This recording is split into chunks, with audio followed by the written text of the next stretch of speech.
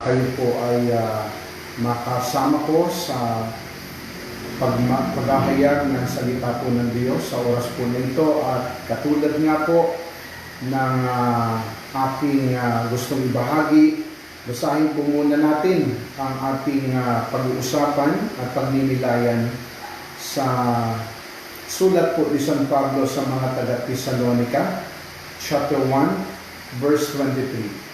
Babasahin ko po sa English version at sa wikang sarili.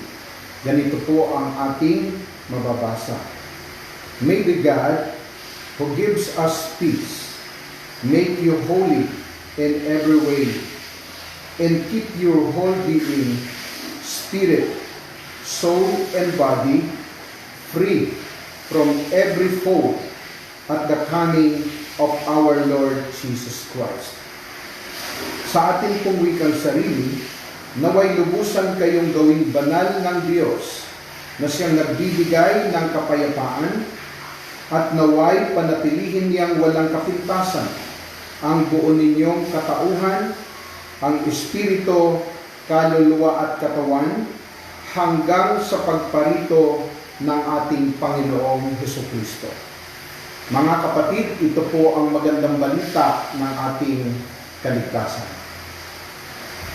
Purihin po ang Diyos, mga kapatid, at isang malaking privilege na ang platform ng social media ay magamit, katulad po ng sinabi ng ating minamahal na punong lingkod, na hindi pwedeng i-quarantine ang salita po ng Diyos. At ito po ang dahilan kung bakit tayo po ay nagkakasama-sama ngayon. So ang aking pong paksa is about man's anatomy, or the anatomy of man. Alam niyo po, tinignan ko po sa Google kung ano po ang kahulugan ng salitang anatomy. At ganito po ang ating nakita. Ito po muna, i-define ko po muna yung anatomy. Anatomy means the branch of science concerned with the bodily structure of humans, animals, and other living organisms, especially as revealed by dissection and separation of parts. So nakita po natin, ayon po sa definition ng science, ito po ay may kaugnayan doon sa salitang dissection, separation o parts ng katawan po ng tao. Kaya sinabing anatomy is the study of human bodies. So ito po ay pag-aaral sa taong ginawa ng Diyos, o sa katawan ng taong ginawa po ng Diyos. Kaya yun po ang ating gustong bigyan ng pansin, dahil binigyan ng distinction ng aklat po ng Thessalonica yung function and separation po. Bagaman man is a tripartite being, nandoon po ang spirit, ang soul, at ang body, at yan po ay nais nating bigyan ng pagpapaliwanag kung paano ang paglikha ng Diyos ay perpekto, banal, walang kapintasan. So ngayon po, pag-aralan natin yung tinatawag na etymology or the origin of man, para maintindihan po natin kung ano po ang nangyayari, bakit tayo po ay nabibigo ngayon, nagkakasala, nagkakamali, ano po ang pinagmulan, ano po ang dahilan. So mga kapatid ko, the etymology and origin of man. Sa Genesis chapter 1 verse 26, ang sabi po ng Bible, then God said, let us make man into our likeness, according to our likeness, let them have dominion over the fish of the sea, over the birds of the air, and over the cattle, over the earth, over all the earth, and over every creeping thing that creeps on the earth. So maliwanag po na ang origin or etymology of man, he is holy. Yan ang unang attribute na nakita po natin. Bakit? Ang sabi po dito, let us make man according to our likeness. Excuse me po. Image and likeness.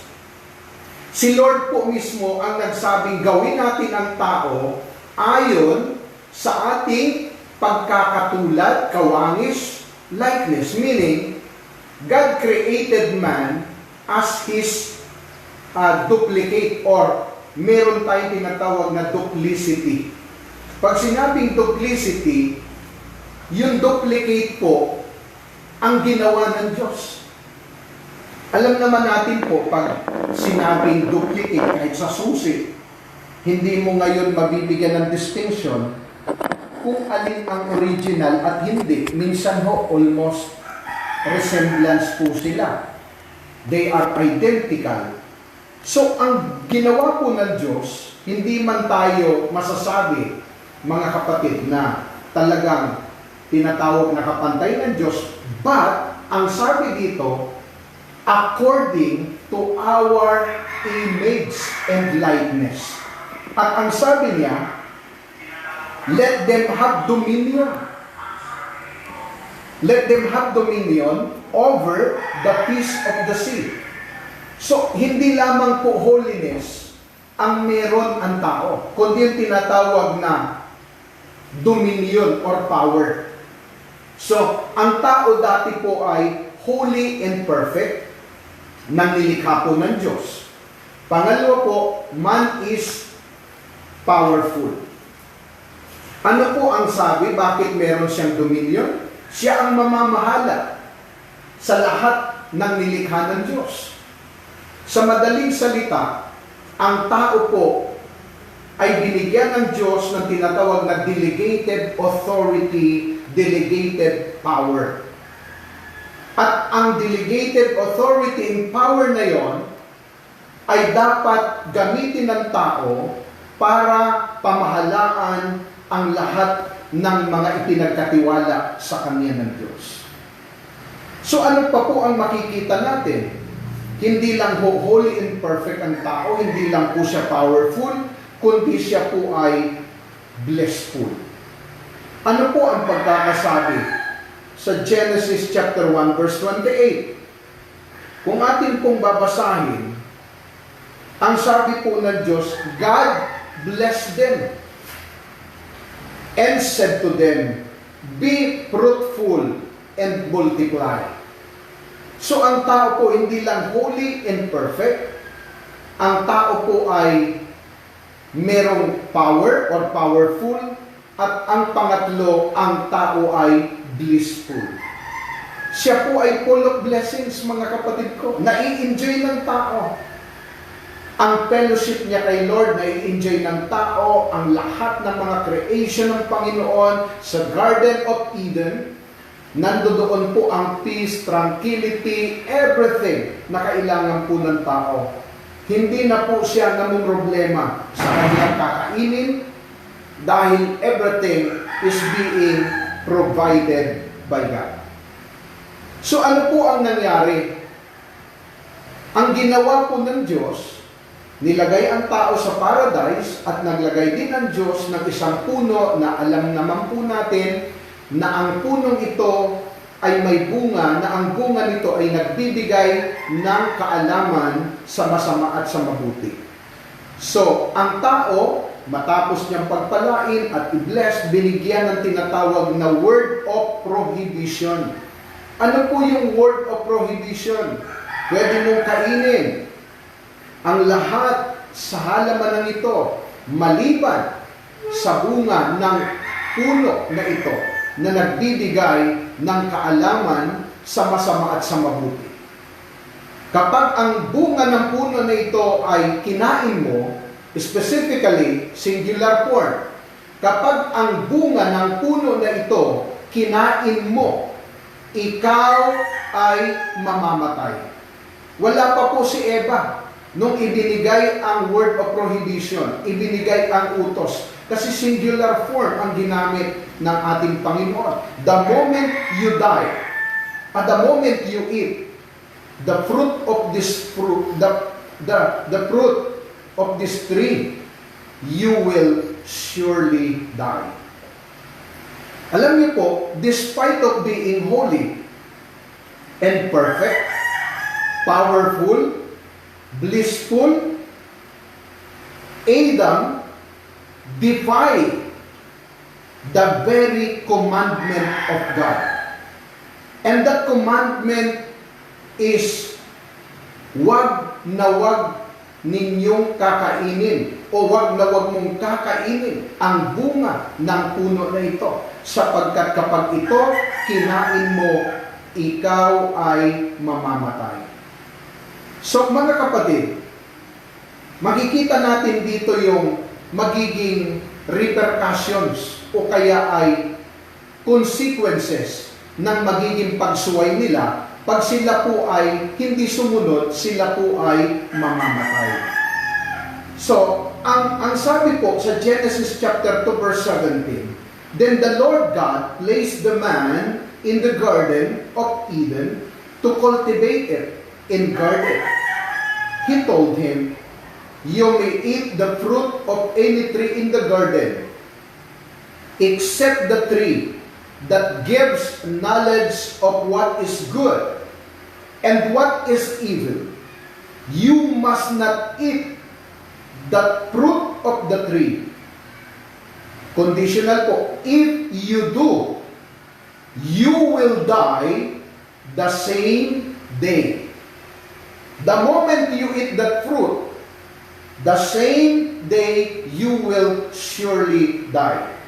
At ang kamatayan na yon ay hindi po physical. Yun ho ang tinatawag na spiritual death.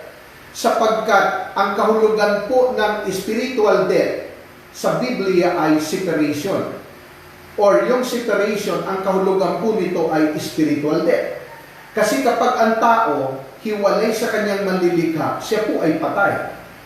Wala ang kanyang fellowship, wala ang kanyang relasyon sa kanyang manlilikha. So ang tawag sa taong ito ay living dead.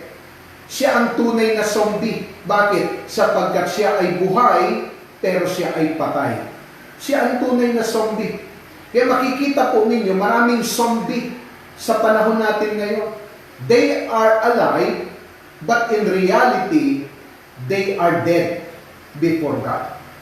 So ano po ang katunayan? Ay kasi yung sinabing, the moment you eat that fruit, you will surely die. E di sana nung kinakagat po at kinakain nila yung bunga, kung physical death yun, e di sana sila po ay tumimbuwang at sila po ay patay na masasabi. Eh hindi naman po sila namatay habang kumakain po sila eh. So sa madaling salita, hindi po ang tinutukoy ng Diyos ay physical na kamatayan, kundi spiritual na kamatayan. So malinaw, no? Instead of obeying God, they utterly defy His command of prohibition. And because of that disobedience, what happened to them? God drove them out of the paradise. Sila po ay pinaalis ng Diyos sa paraiso. Sila po ay pinalayas ng Panginoon bilang kaparusahan sa kanilang pagsuway.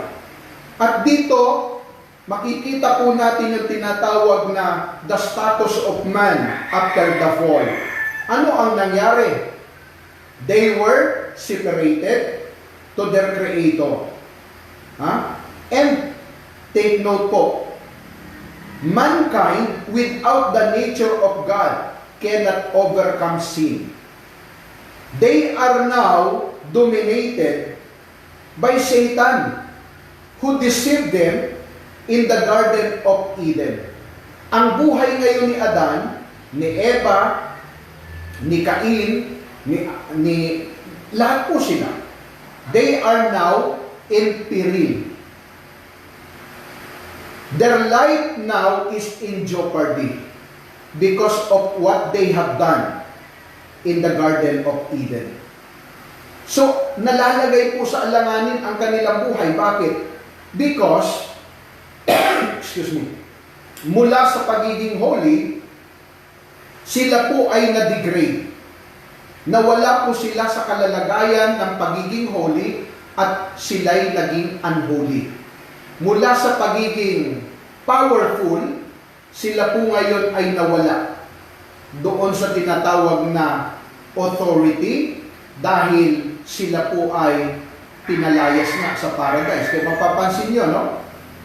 Na kahit po sa mga butiki, ipis, daga, maraming takot eh. Samantalang ibinigay na ng Diyos ang pamamahala sa tao. Sa lahat ng may buhay, sa lahat ng mga creation niya, maging sa mga natural resources, binigay po sa tao yan. Pero ang tao ay nawala doon sa posisyon na tinatawag na pagdodomain sa lahat po ng mga nilikha ng Panginoon. So ano ang nangyari? Ano ang status ng tao after the fall? Sila ngayon ay na-dominate ni Satanas. Yan ho ang reality. So ano po ang naging tugon ng Diyos at initiative ng Panginoon? Sa ganitong kalagayan, na ang tao ay napalayo sa Kanya, napahiwalay sa Kanya, gumawa po ng solusyon ang Diyos. Hindi po hinayaan ng Diyos na ang Kanyang nilikha ay manatiling malayo sa Kanya. Kaya nga mapapansin niyo mga kapatid, na doon sa Acts chapter 4 verse 12, sabi doon ay, salvation is found in no one else. For there is no other name under heaven given unto men by which we must be saved. Kay Jesucristo lamang matatagpuan ang kaligtasan, sapagkat sa silong ng langit at ng lupa, ang pangalan niya lamang ang ibinigay ng Diyos sa ikaliligtas ng tao. At pagsabi ng Panginoon sa John 14:6 ay, I'm the way.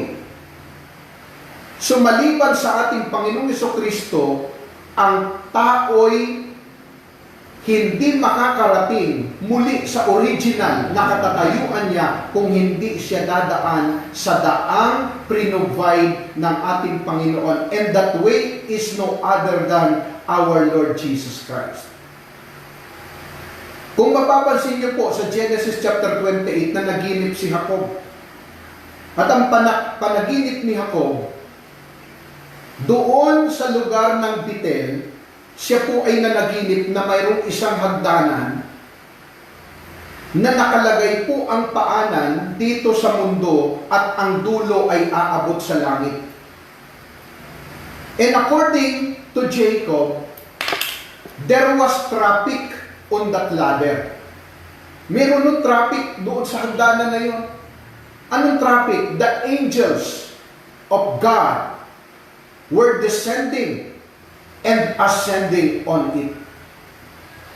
At nang magising si Jacob, sabi niya, surely the presence of the Lord is in this place. At gumawa ang taong ito si Jacob ng covenant kay Lord. Ano yung covenant niya? Kung pagyayamanin mo ako, pakakainin mo ako, padaramtan mo ako, Lord, at makakabalik ng ligtas sa lupain na ito, ikaw ang magiging Diyos ko. O ano ang sabi ng Panginoon? I will be with you, and I will bless you. And because of you and your seed, all the families of the earth shall be blessed. Ang salitang, you and your seed, yung seed na ginagamit at sinabi ng Diyos doon, that is Jesus Christ. Yung seed na yon, ang ating Panginoong Jesucristo, na siya yung napanaginipan ni Jacob na hagdanan papunta sa langit, na ang hagdanan ito ang magiging tulay ng tao para siya'y uling makabalik sa piling ng Panginoon. So malinaw mga kapatid ko, na nagkaroon ng tinatawag na restoration of man. Paano ni-restore ng Diyos ang tao? Mula sa kanyang degradation, mula sa kanyang paghiwalay sa Panginoon. Si Lord din po ang gumawa ng remedy. Si Lord din po ang gumawa ng solusyon. At anong solusyon ang ginawa po ng Panginoon? Ito po malinaw. Nang kausap ni Jesus si Nicodemo sa John 3:3, si Nicodemo po Pharisees or Pharisee, religious man. Siya po ay maituturing na kilala niya ang Diyos dahil isa po siyang Pariseo. Pero ano ang sabi ni Kristo sa John 3:3? Unless a man be born in the Spirit, he cannot see the kingdom of God. Maliban na ang tao'y ipanganak na muli, hindi niya makikita ang kaharian ng Diyos. Hindi maintindihan ni Nicodemo. Paano ako ipapanganak na muli? Malaki na akong tao. So ang tinutukoy po ni Kristo rito ay yung spiritual birth. Na kailangan ang tao dumaan dito sa tinatawag na regeneration or spiritual birth. At ang tao, sabi ng Thessalonica, doon sa binasa po natin, 5:23, naway lubusan kayong pabanalin ng Diyos hanggang sa kanyang muling pagbabalik. Kailan po mag-uumpisa yung pagpapabanal ng Diyos sa tao? Hanggang sa kanyang muling pagbabalik. Lubusan, ibig sabihin, magiging kumpleto na ang inyong kabanalan habang hinihintay ninyo ang muling pagbabalik ng ating Panginoong Jesucristo.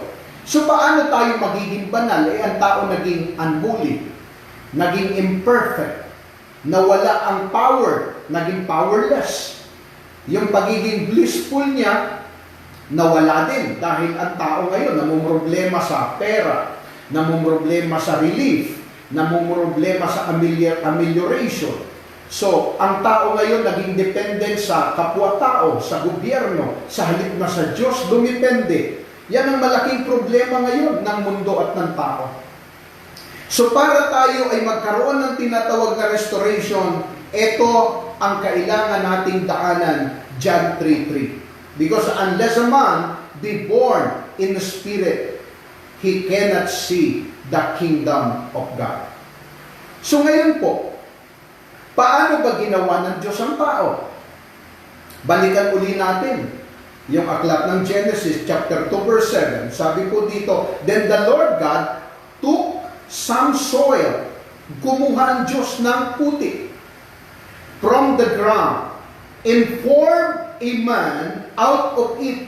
So mula sa alabok, ang tao'y hinulma at hinubog ng Diyos. At pagkatapos na mahulma ang tao, ito'y binutasan sa ilong. At ang sabi dito, he breathed life-giving breath into his nostrils, and the man began to live. So pagkalipas na ang tao ay hingahan ng Diyos, ang tao'y nagkaroon ng tinatawag na hininga at buhay. Ang tao walang buhay dati. Pero ibinigay ng Diyos ang tinatawag na ruwak, the breath of God. Yung hininga na yun ng Diyos, ang tinatawag na spirit of man. Tinignan ko po ang definition ng ruwak, at ganito ang ibig sabihin. The basic meaning of ruwak is both wind or breath, but neither is understood as essence. Rather, it is the power encountered in the breath and the wind, whose winds and wither remains mysterious. Tingnan niyo po ha, maging ang mga taong matatalino, hindi nila nasusolve. At sa kanila po, meron talagang mystery. Maging sa hininga ng tao. So ano ang hininga? Sa Hebrew, ang tawag dito ay ruwak, the breath of God. Ang hininga ng Diyos na ang tinatawag dito natin ay the spirit of man. Ito ang espiritu ng tao. Kaya mapapansin nyo, sabi ng Ecclesiastes chapter 12 verse 7, ang tao kapag namatay, ang kanyang katawang lupa babalik sa alabok. Pero ang kanyang espiritu, yun yung hininga, ay muling magbabalik sa Diyos na may bigay nito. So ano po ang mangyayari kapag ang tao ay namatay? Ang kanyang katawang lupa, kung saan kinuha ng Diyos, babalik ko ang ating physical body sa alabok. Kaya may tinatawag tayong Ash Wednesday bilang reminder sa atin na from the dust we came, we shall also return to dust. So yan ho ay malinaw na nangyayari sa ating simbahan, na pinapaintindi sa atin na tayo po ay mula sa alabok. Pag tayo namatay, magbabalik tayo sa alabok, pero ang ating espiritu, yung hininga natin, ay magbabalik sa Diyos na siyang huminga sa atin, at ang hiningang ito ay muling magbabalik sa ating manlilikha. Nasa Ecclesiastes po ito, o Mangangaral, chapter 12, verse 7. So ngayon po, ang tinatawag kong Spirit of Man, hindi pa po ito ang Holy Spirit. Ito pong Spirit of Man, gusto ko pong ipaliwanag sa inyo, kaya nga po anatomy, ay bigyan po natin ng distinction kung ano po ang distinction ng spirit, soul, and body of a person. Ang definition po ng spirit of man is the dimension of man that deals with the spiritual realm, the part of man that knows God. So ang definition po pala ng spirit or yung spirit of man is God's consciousness part of man, which is capable of knowing God. So ang espiritu po pala ng tao ay siyang kamalayan ng Diyos na inilagay sa tao upang ang tao ay makakilala sa Diyos. Kaya inyong mapapansin, mga kapatid, bago dumating ang mga Spaniard sa Philippines noong April 1521, ang mga Pilipino, mapapansin nyo, meron na po silang religion. At ang tinatawag na religion noon, yung tinatawag na animism. Ano po ang animism? Ito po yung pagsamba sa mga anito, pagsamba sa mga bundok, araw, mga buwan. Yan ho ang tinatawag na animismo. Pagsamba po sa maraming Diyos. So ano ang gustong sabihin? Ang mga Pilipino ay nakakaintindi at alam nila from deep within na there is a creator. Merong manlilikha, kaya lang hindi nila mai-address ng tama ang kanilang pagsamba dahil hindi nga nila kilala kung sino ang Diyos na ito. Bakit? Maliwanag sa definition God's consciousness part of man, the dimension of man that capable of knowing God. So kung ang tao ay may spirit, ito lang pala yung may kakayanan na makakilala sa kanyang manlilikha. Dahil God's consciousness part of man, ang spirit, na may kakayanan makakilala sa lumikha sa kanya, ang Diyos. So yan ho ang definition ng spirit. Kaya ang spirit po ay may tinatawag na tatlong faculty para hindi po kayo malilito. Ano po yung faculty ng spirit? Ang una po yung tinatawag na intuition. Pangalawa, communion. At ang pangatlo, conscience. Lahat ng tao may tinatawag na intuition po yan.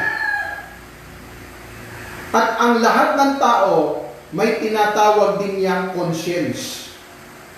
Okay? At merong communion ang tao. Ano yung communion? Ito po yung pakikipag-ugnayan ng tao.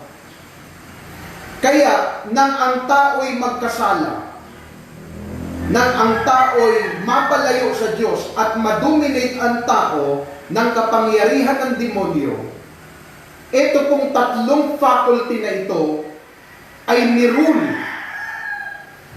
or nirule maging ni Satanas. Ito po ay hindi nakapagpangsyon ng maayos dahil po ang tao naputol ang fellowship kay Lord, kaya yung kanyang communion sa Diyos.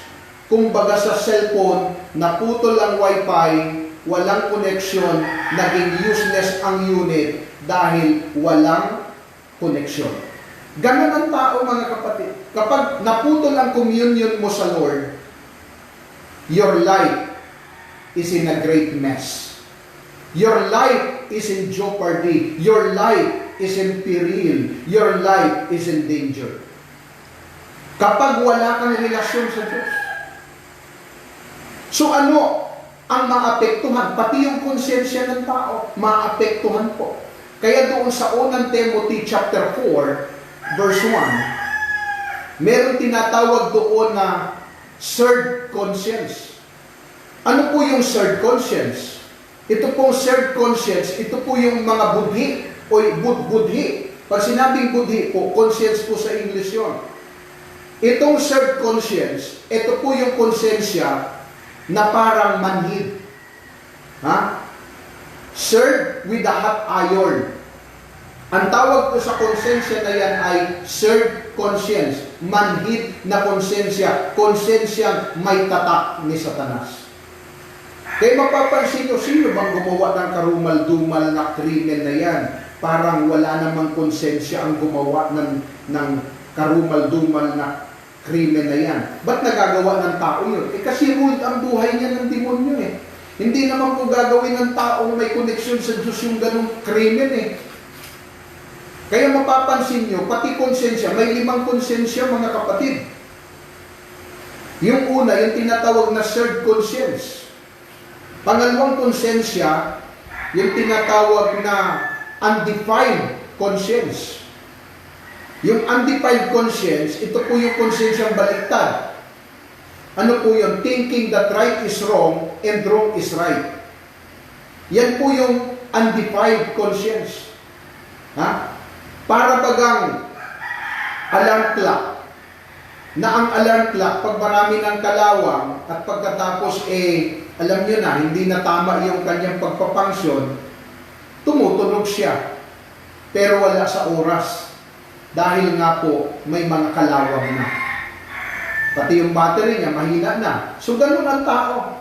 Pag kinalawang, pinasukan ng demonyo, ang mangyayari sa kanyang konsensya, magiging seared conscience. Mamamanhid, wala nang pakiramdam. At ang pangatlong konsensya, hindi natawag na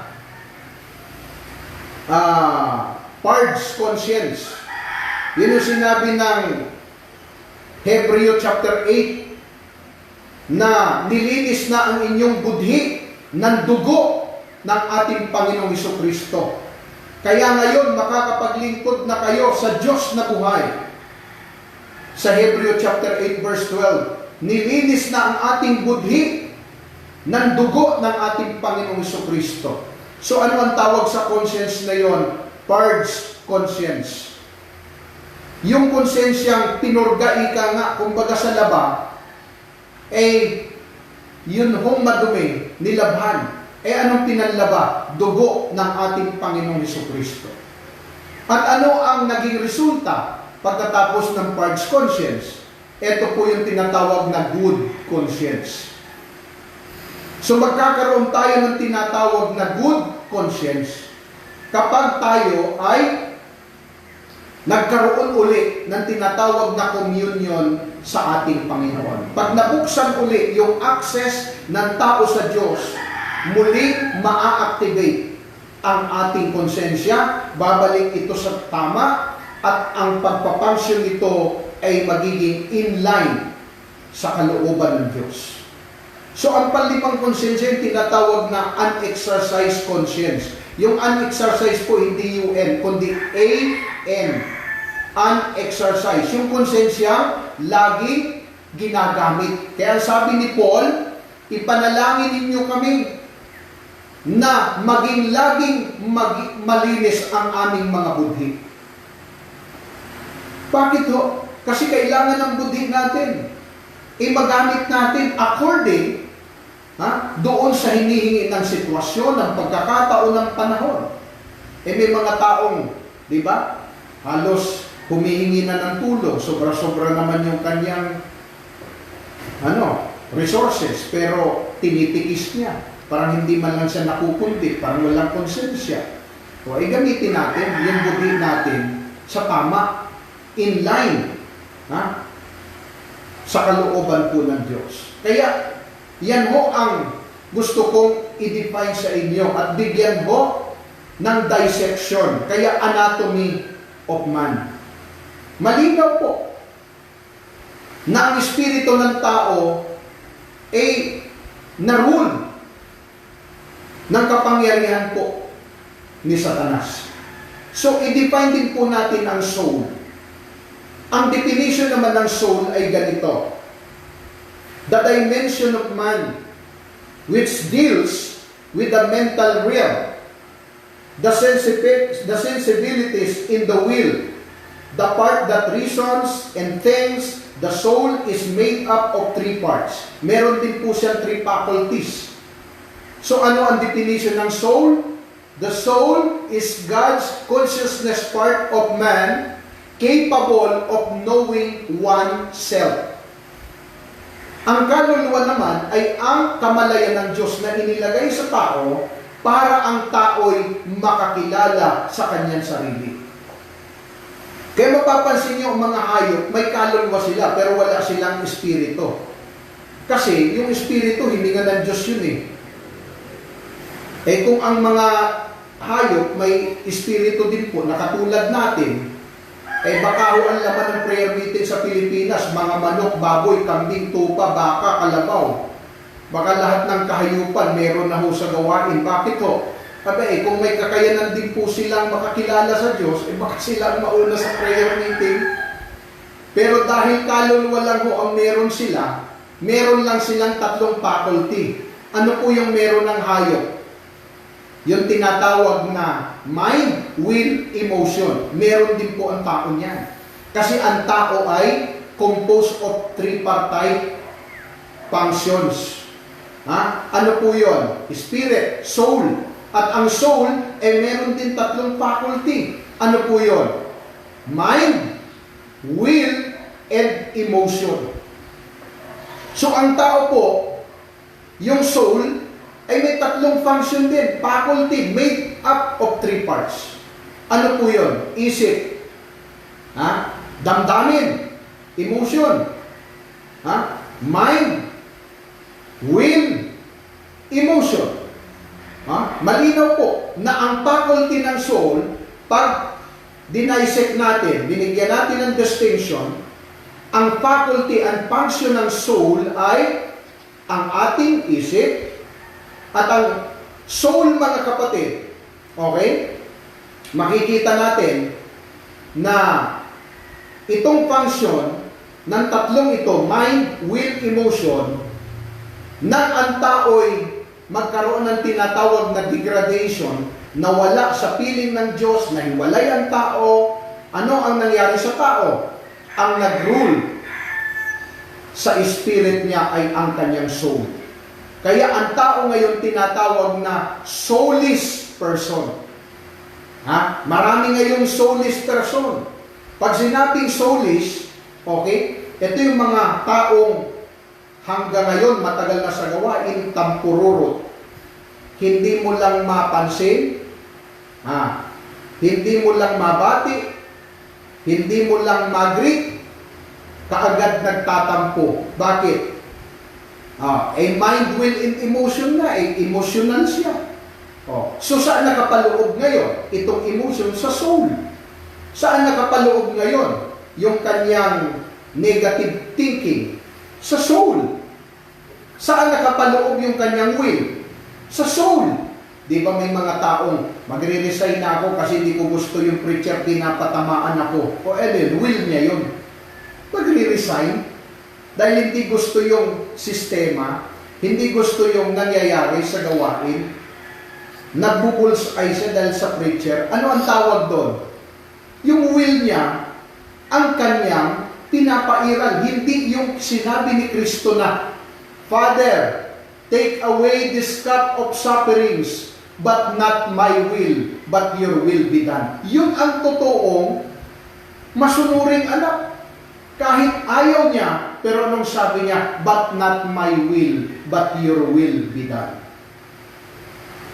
So napakalinaw mga kapatid, na ang mind pala, ang will, emotion, ito pala faculty ng soul. Ito pala function ng soul.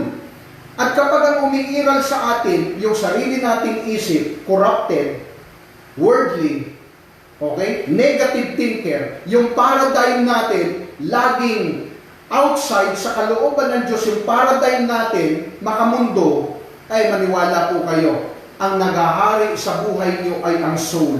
Hindi ka pa ipinapanganak sa Espiritu kapag hanggang ngayon ang sinusunod mo ay ang iyong emosyon. Pag nasaktan ka, mag-a-absent, magli-leave, until such time na gusto niya na uling bumalik. So kaya may mga taong hindi lumalago. Bakit? Ayaw niyang payagan yung sarili niya na i-break ng Panginoon.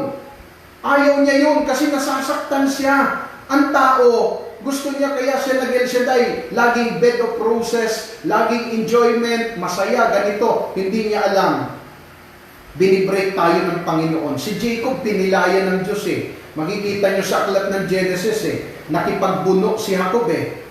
Oh, kailan lang ho nag-cling si Jacob sa kabuno niya? Nung pilay na siya. Anong ibig sabihin? Ang taong pilay, lalo na yung tadyang niya, yung balakang niya, kapag yan ang napilay sa iyo, mawawala ang lakas mo. O anong ibig sabihin nun? Sadya, pinipilay tayo minsan talaga ng Diyos para mag-cling tayo, hindi sa strength natin. Para mag-cling tayo, hindi sa resources natin. Para mag-cling tayo, hindi sa connection natin. Kundi para mag-cling tayo sa lakas ni Yahweh El Shaddai. Kaya ang sabi po ng 2 Corinthians, chapter 12, verse 7, sabi ni St. Paul, when I am weak, then I am strong. Kung saan ka ako mahina, doon ako malakas. Sabi ni Paul, huwag mong isipin na yung kahinaan mo ay mananatiling kahinaan. Huwag mong ibigay ang kahinaan mo na yan sa demonyo. Ibigay mo ang kahinaan mo na yan kay Kristo. Dahil sabi ng Philippians 4:13, I can do all things through Jesus Christ who strengthens me. Eh ang nangyayari ngayon, yung weakness natin, binibigay natin sa demonyo. Kaya ang demonyo, ginagamit yung weakness natin, laban din sa atin mismo. O kaya pag nakaharap na tayo, nandoon na tayo sa altar, merong bumubulong sa'yo, o ano sasabihin ng demonyo? O, paali-aliluya ka pa. Eh hanggang ngayon, di ka pa naman nagpapatawad. Paali-aliluya ka pa. Hanggang ngayon, kuripot ka naman. Paali-aliluya ka pa. Hanggang ngayon, masuwayin ka naman. Rebellious ka naman sa authority. O, gagamitin ng demonyo yung laban sa iyo. Kasi Satan is the accuser of the brethren.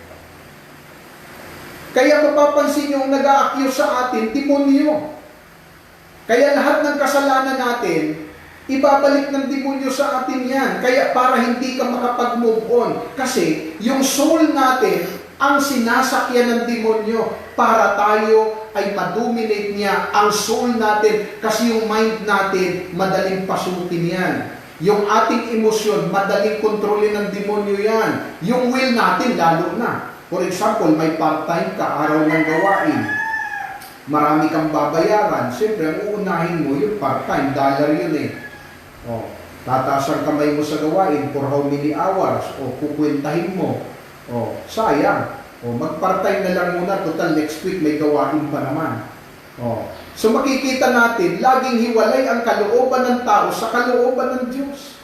Eh bakit nangyayari yun? Sapagkat ang soul natin ay dominated ng demonyo. Kaya ang nangyayari ngayon, ang soul nandito, ang spirit nandito. So, suppress ngayon ng soul ang spirit. Bakit? Walang communion. Ang konsensya niya sealed, manhid. Yung intuition niya, malfunction. Hindi nagpaparsyon yung tatlong faculty ng spirit. Bakit? Etong mind, will, and emotion ang nagsosuppress sa iyong spirit. Kaya ang tawag sa iyo ay soulless person kasi ang nagdo-dominate sa spirit mo ay ang iyong soul. So ngayon, ano naman yung body? Ang body, yung physical, the dimension of man which deals with the physical realm, the house in which we live. Think of yourself as a spiritual being who possesses a soul and lives in a physical body. So tingnan niyo po ang ginawa ng Diyos. Nilagyan tayo ng shell. Etong shell na ito, eto ang physical body natin. Kaya lang, outer ito. Pero dito nakapokus ang tao sa outer na ito, which is ito'y magbabalik sa alabok. Nakalimutan niya yung internal parts ng kanyang buhay na yun ang pupunta ng eternity. Samantalang itong outer na ito, babalik sa alabok, while yung kanyang internal parts muling magbabalik sa Diyos. So yun ang kinakalimutan po ng tao, yung lubhang mahalaga. Kaya nung sabi ni St. Paul, itinuring kong kalugihan ang mga bagay na sa tingin ko'y pakinabang. Makamtan ko lang ang mga bagay na mas mahalaga. Ano yun? Yun ay si Kristo. Ang tawag doon ay gaining through losing. Bakit? Malaki ang sweldo ni St. Paul, sundalo siya, tent maker siya, kilala siya, prominent siya, pariseyo pa siya, nag-aral sa kay Gamaliel. Si St. Paul, stable na tao. Pero anong ginawa niya? Iniwan niya lahat for the sake of the gospel. Dapat ganun tayo. Pag na-born again ka, pag na-born in the spirit ka, you can now live and forsake everything for the sake of Jesus Christ. Because ang buhay mo, hindi na sa'yo, kundi ang buhay na ito ay muli mong binibigay sa tunay na may-ari at yun ay ang Diyos. Amen po? So, ano ang mangyayari? Once we were born in spirit or born again, we will receive and we are now entitled to receive the Holy Spirit in us. Kasi di ba sa aklat ni San Juan, sabi ni Jesus, bibigyan ko kayo ng katulong. Bibigyan ko kayo ng helper. Ano ang Holy Spirit? Helper. Kasi hindi kaya ng tao na lumaban sa kanyang mga daily battles. And remember, in Ephesians chapter 6, our battle is not by flesh and blood, but against rulers and principalities in the heavenly places. Sino po ang mga kalaban natin? Mga demonyo. At ang sabi doon, rulers in the heavenly places. Pag sinabing rulers, mga pamunuan ito. Ano po ang ibig sabihin ng salitang pamunuan? May kaayusan sila, may pinuno. Mayroon silang tinatawag na general. Pamunuan may pinuno, may mga subordinates. Sa madaling salita, ang kinakalaban natin, organization. Nasaan itong organization na ito? Nasa himpapawid po ito. Ang tawag sa organization na ito sa Griego ay kosmokrateros. Nang ibig sabihin ng salitang kosmokrateros ay hilaw na organisasyon. Raw organization. Bakit? Mga hilaw naman talaga sila dahil mula sa langit itong mga ito Sila ngayon yung tinatawag na fallen angels. Bakit nandun sila ngayon sa himpapawid? Kasi nag-i-interfere sila sa lahat ng mga dasal, sa lahat ng mga panalangin. Kaya may mga panalangin na hindi nakakarating sa langit. Bakit? merong mang nag-i-interfere doon. Nasaan yung kalaban natin? Nasa himpapawid. Nasa heavenly places. Heavenly realm. Ano ang sabi ni St. Paul? Nakarating ika ako sa ikatatlong langit. O mantakin niyo po, may tinatawag na third heaven. Kasi nga, totoo, may tatlong langit, mga kapatid. Gusto kong sabihin sa inyo, there are 3 heavens. Ano po yung unang heaven? Yung tinatawag na celestial heaven. Ano yung celestial heaven? Yun yung mga ulap. Nandyan ang mga demonyo, dyan sa celestial heaven. Nag-aabang yan sa mga panalangin. Pag ang panalangin mo, with carnality and bad motives, hindi yan makakarating sa trono ng Diyos. Your prayers will not be ascending into the throne of God. Bakit? Doon pa lang sa celestial heaven, i-interfere na ng demonyo So, nasaan ang mga demonyo? Nasa celestial heaven. So, yan ang unang langit. Celestial heaven. Pangalawang langit, yung tinatawag na atmospheric heaven. Ano po yung atmospheric heaven? Yun ho, kulay blue, na hindi na kayang tingnan ng naked eye. Langit pa rin po yun. Pero ang tawag doon, atmospheric heaven. Pero beyond human naked eyes, meron pang isang heaven. Anong heaven yon? Yun ang tinatawag na the third heaven, which is the throne of God is located, which is the throne of God is there. Ang tawag doon is the third heaven, is the heaven of the heavens, or heavens of the heaven. Yun ang pangatlong langit. Yun ang narating ni St. Paul. Kaya makikita niyo po na ang daming dinadaanan ng ating panalangin. So ano ang gagawin natin? Kailangan natin ipanganak na muli sa Espiritu. Kasi may helper tayo. Tutulungan tayo ng ating Espiritu. Ano ang sabi ng Romans chapter 8 verse 26, mga kapatid? Doon sa Roma chapter 8 verse 26, meron nung sinabi rito na hindi tayo marunong manalangin. Sabi dito, mga kapatid, sa English, likewise, the Spirit also helps in our weaknesses. For we do not know what we should pray for as we ought. But the Spirit Himself makes intercession for us with groanings which cannot be uttered. So ano ang trabaho ng banal na Espiritu?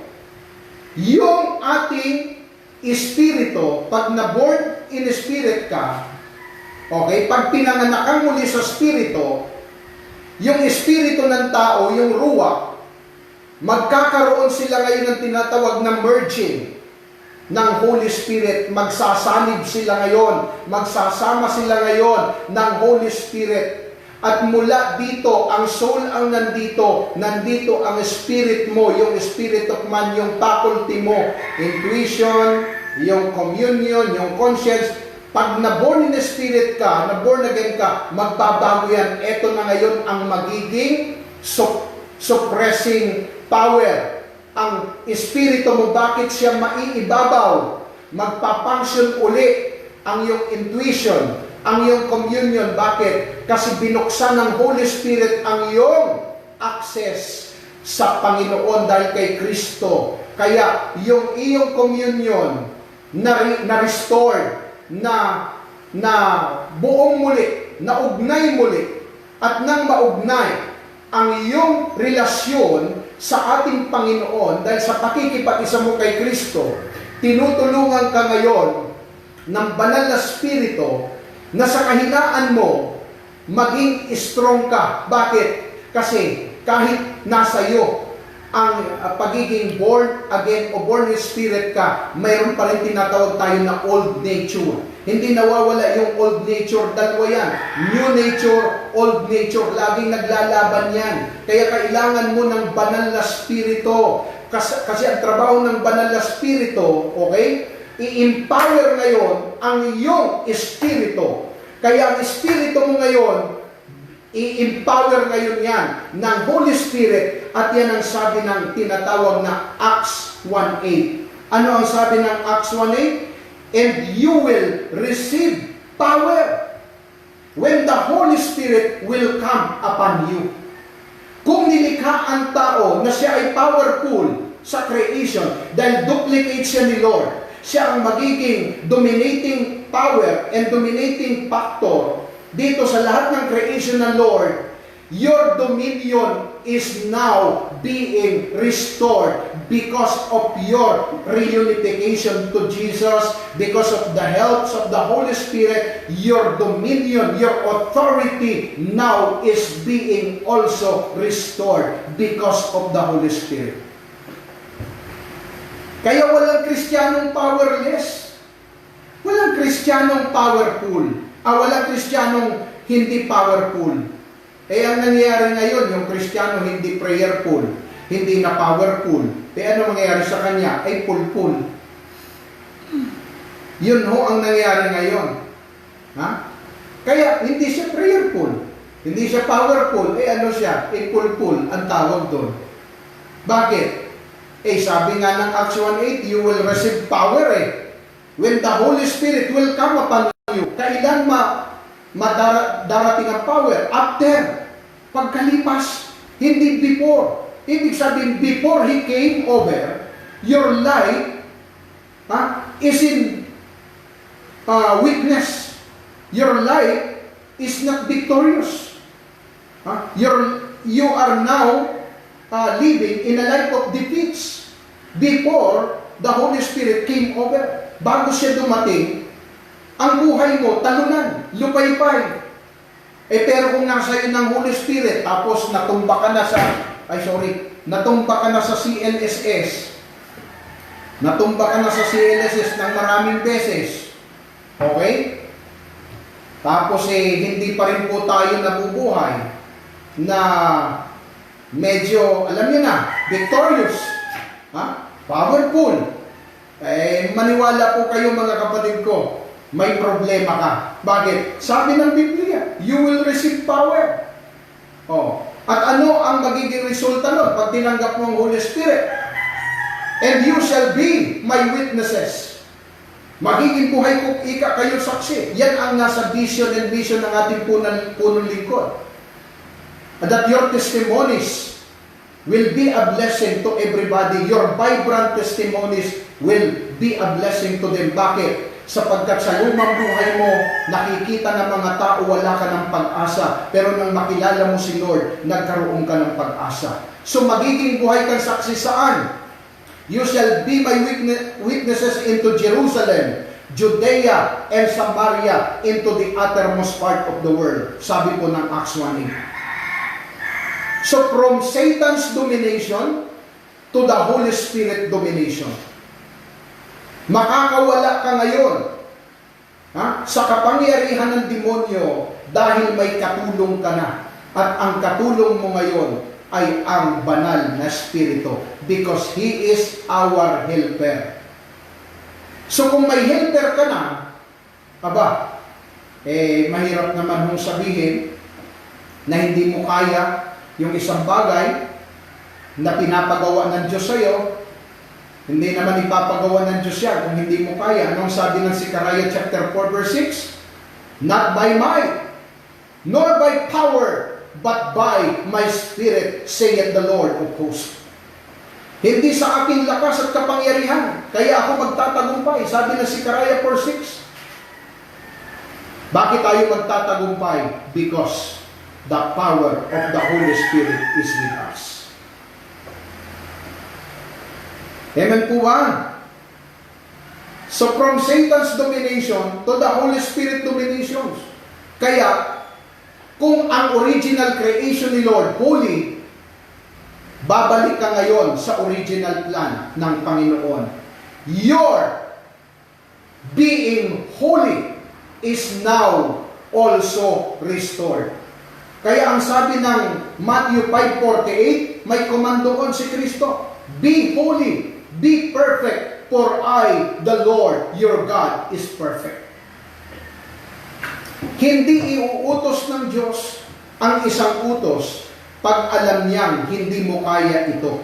Kaya iniutos niya ito kasi may helper ka. Kaya mo itong ma-achieve, kaya mo itong ma-attain because the Holy Spirit is going to help you to achieve holiness. So malinaw po. Malinaw. Ano ang naging resulta ng ating merging sa Holy Spirit at ng pakikipag-isa natin kay Kristo? Lahat na ng solusyon binigay na ng Diyos eh. Nagkatawang tao ang Panginoon.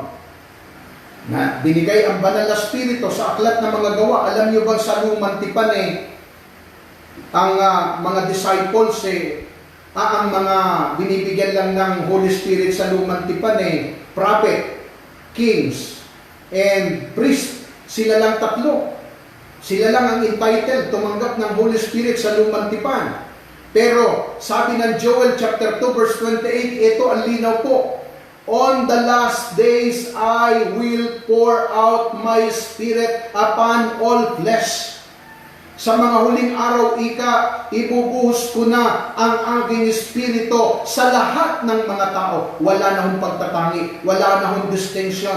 Bata, matanda, may ngipin o wala, nag-aral o hindi, is now entitled to receive the Holy Spirit. Kaya, di ba, nagkakandak tayo ng mga spiritual gatherings like si LSS, BCM. Bakit?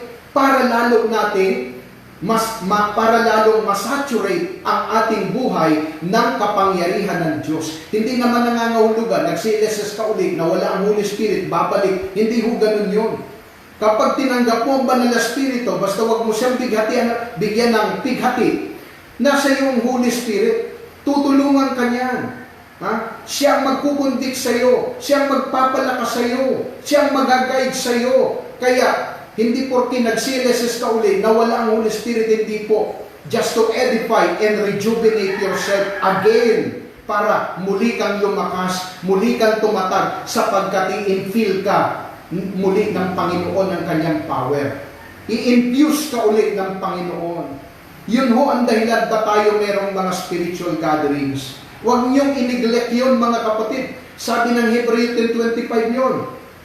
At huwag kaligtaan ang pagdalo sa mga pagtitipon, gaya ng ginagawa ng ilan, at palakasin ang loob ng isa't isa, lalo na ngayong nalalapit na ang pagdating ng ating Panginoon. Yun ang sabi ng ating binasa sa 1 Thessalonians 5:23. Naway lubusan kayong pabanalin ng Diyos ang inyong espiritu, kaluluwa at katawan, hanggang sa muling pagbabalik ng ating Panginoon Jesucristo.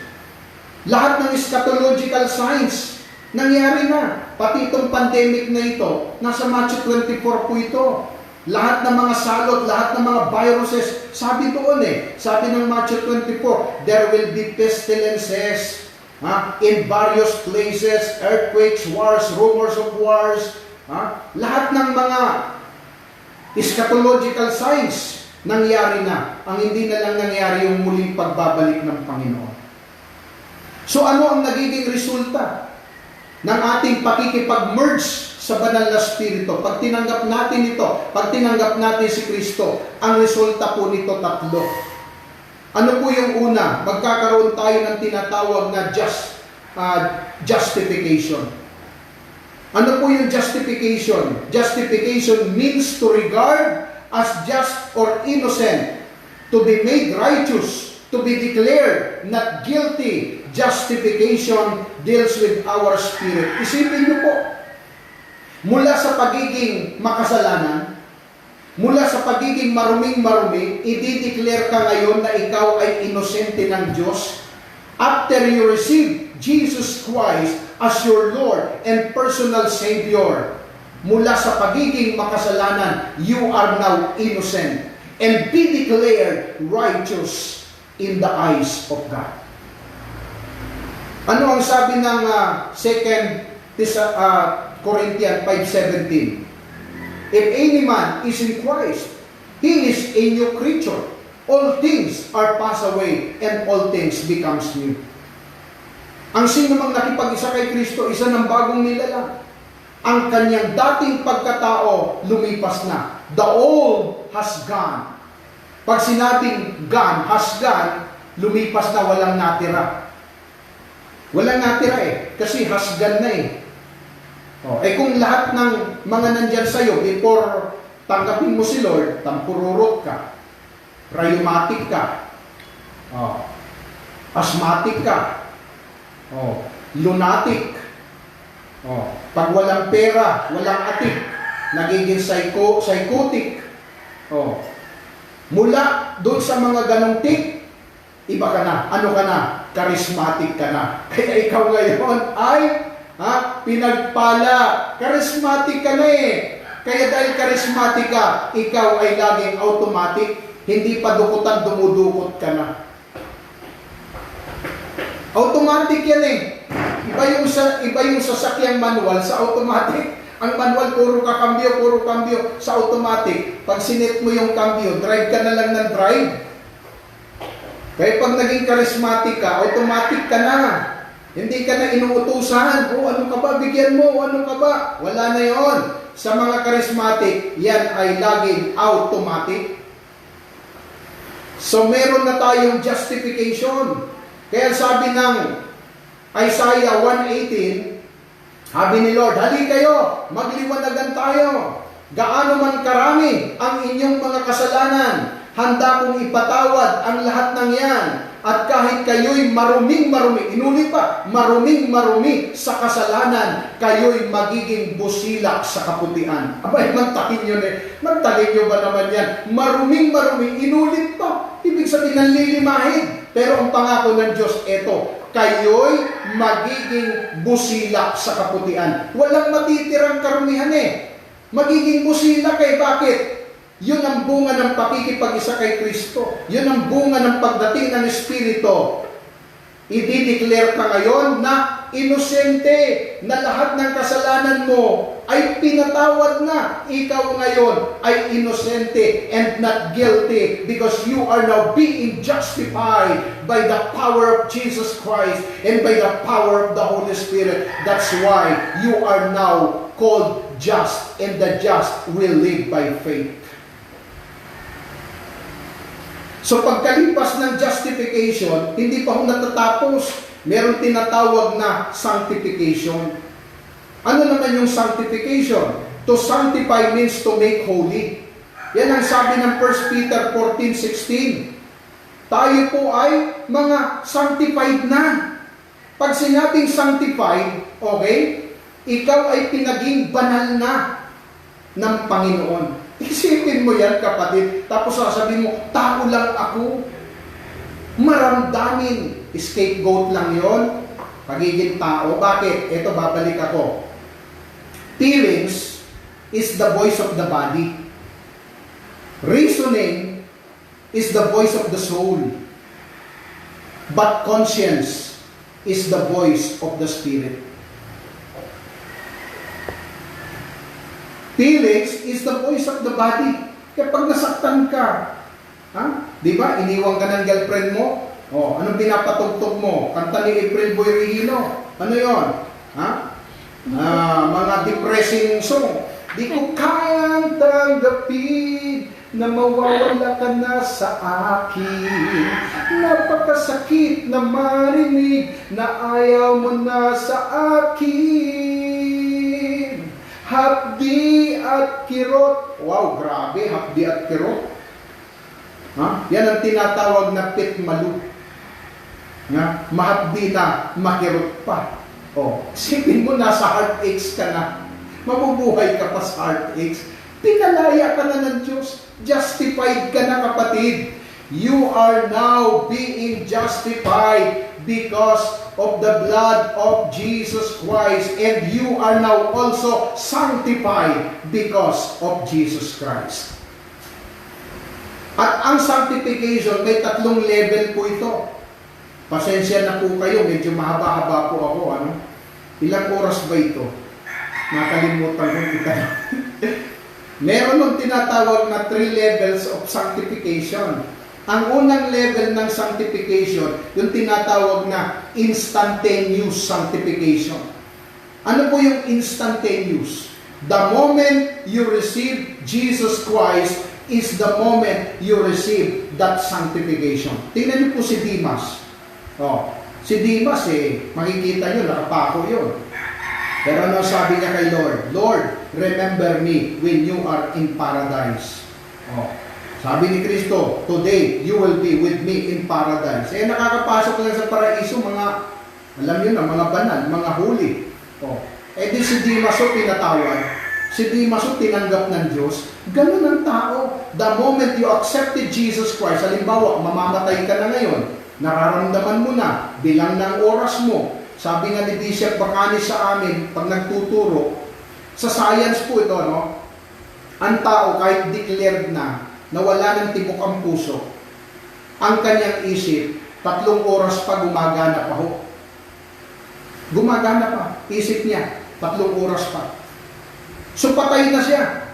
Dahil ang puso niya hindi na gumagana. Pero ang isip niya, nagpapangsyon pa. Anong ibig sabihin nun? Sa tingin mo ba? Kapag yung kasalanan mo, naihingi mo ng tawad sa isip, dahil mamamatay ka na. Alam naman natin, ang taong mamamatay, seryoso yan. So pag humingi ka ng tawad sa isip, sa tingin mo pa, hindi ka patatawarin ng Diyos. God is so gracious and merciful. Kaya ang tao, sobra ang favor niya. Kaya kapatid, huwag na nating hintayin naman yun na malalagot ng hininga natin, tsaka tayo hihingi ng tawad. Huwag ganon. Ngayon pa lang, imithi na natin yung justification and sanctification. So ano yung pangalawang level? Una, instantaneous. Pangalawa, progressive sanctification. Ano po yung progressive sanctification? Nagpapatuloy ka sa iyong kabanalan. Nagpapatuloy ka, kaya itong ginagawa ninyo na ito, kayo'y nananalangin, kayo ay nagpi-praise and worship, pagpapatuloy ito kapatid sa kabanalan. Ituloy niyo po ito dahil natutuwa ang Diyos sa inyong ginagawa. Dahil lahat ng ginagawa natin na galing sa puso natin, naka-address ito kay Lord, pagpapatuloy po ito sa kabanalan. So yan ho ang pangalawang level ng sanctification. At ang pangatlo yung tinatawag na final sanctification. Ito po yung tinatawag na our spirit, soul, and body are now being glorified.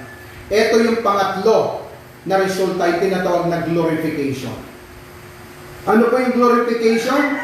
Is the third part of salvation and deals with the body of man. So ang tao pag namatay, okay, sabi ng 1 Thessalonians chapter 4 verse 17, babalik ang Panginoon, tapos ang mga namatay ay bubuhayin muli. At tayo namang mga buhay, pag dumating ang Panginoon, papalitan yung katawan natin ng katawan hindi na mamamatay. Ang tawag doon is the glorified body. Kaya glorification. So yung glorification na yun kapatid, yan ang gusto ng Diyos ma-attain natin. Justification, sanctification, and glorification. So, ang tao, nilikha ng Diyos na perpekto. Yan ang anatomy ng tao. The anatomy of man, he is perfect. He is holy and perfect. He is powerful. And he is blissful.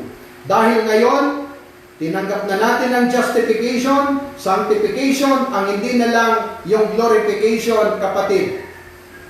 Yung tatlong nasa tao, bago palayasin sa paraiso, nasa sa iyo na yun ngayon.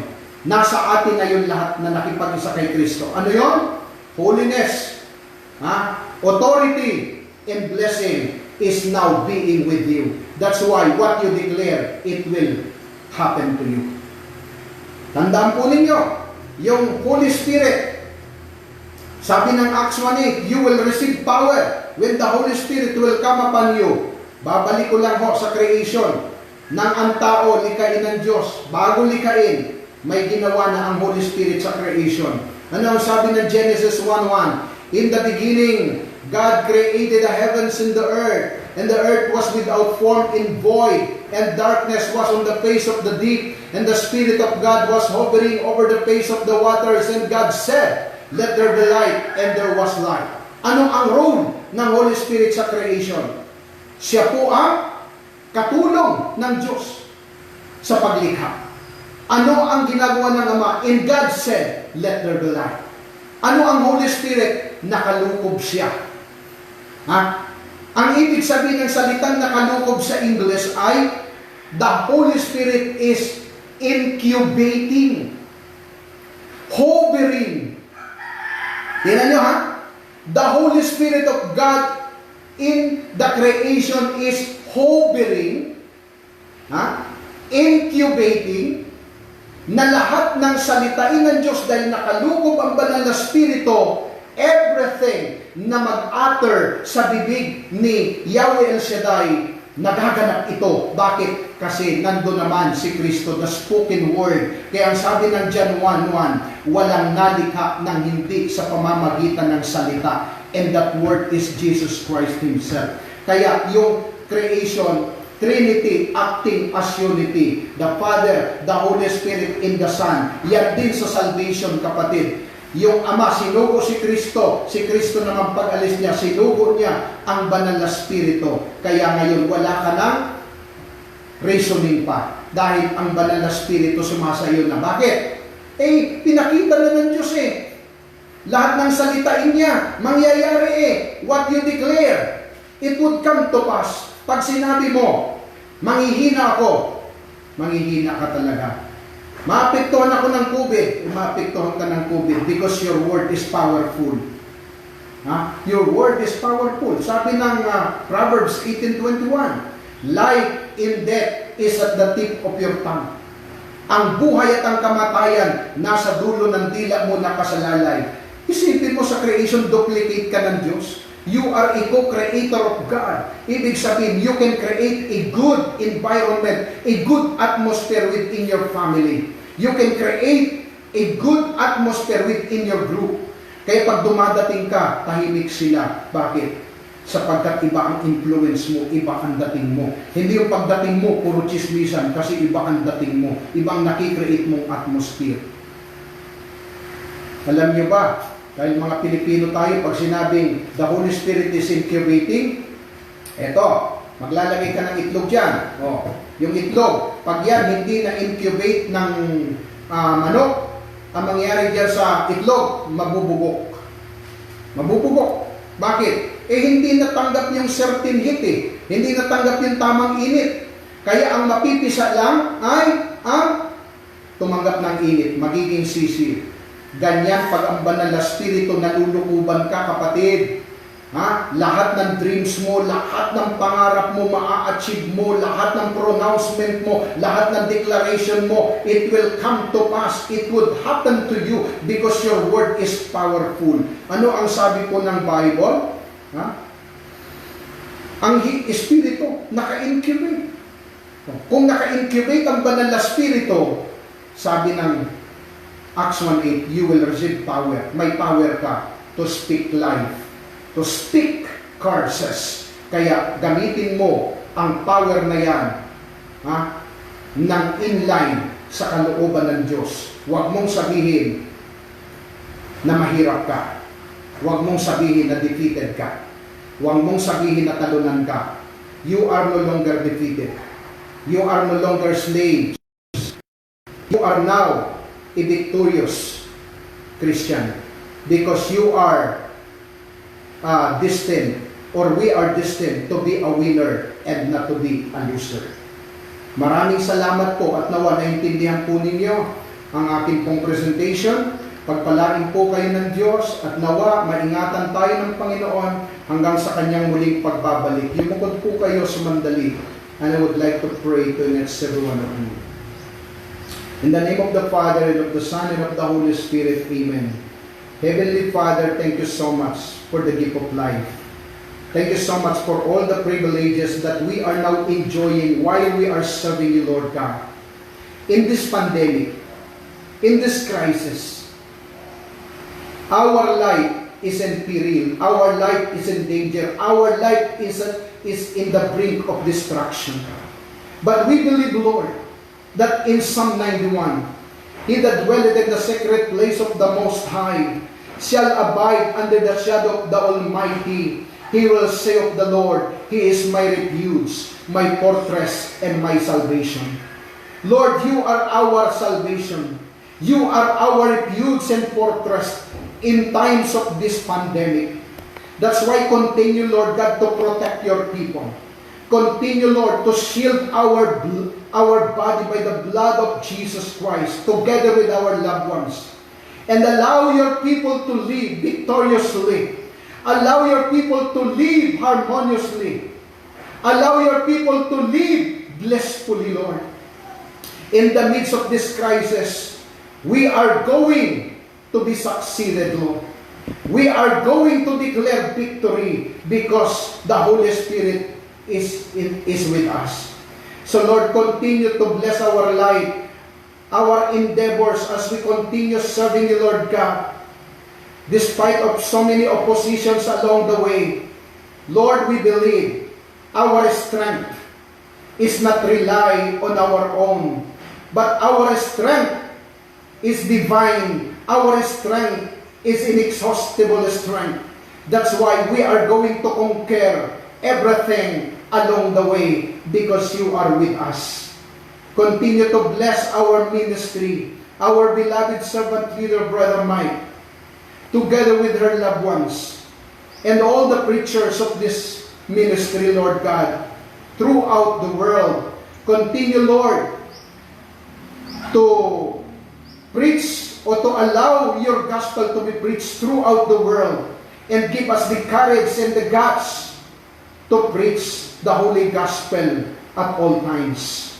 Bless our brothers and sisters, Lord God, who are now tuning in this platform of broadcast. Though we are separated by physical, but your spirit is everywhere. Your presence is everywhere because you are the all-knowing God. You are everywhere. That's why we believe that because of this prayer, your power is now circulating, operating in our lives. In the name of Jesus Christ, I declare healing. I declare power. I declare deliverance to flow upon your people right now, Lord. And once more, let those words uttered my mouth be written not in their head alone, but in the core and in the middle of their hearts. And allow these people to be a channel of blessings from this day and from the day forward. Make them a living testimonies to all the people, and let the radiance and let the image of your Son Jesus Christ seen upon them all.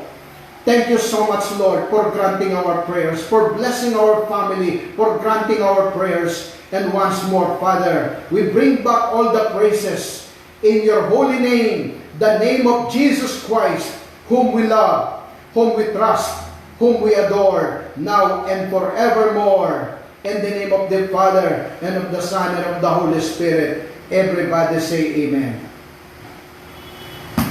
Maraming salamat po at pagpalain po tayo ng ating dakilang Diyos.